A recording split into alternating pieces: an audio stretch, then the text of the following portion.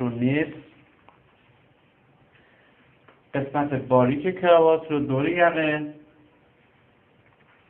به صورت ضربدر روی هم قرار میدیم که قسمت پهن کراوات روی کار قرار میگیره و از داخل به بیرون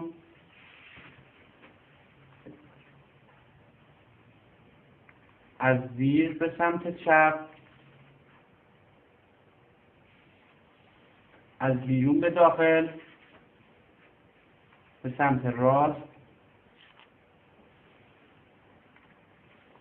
و از رو به سمت چپ، از داخل به بیرون.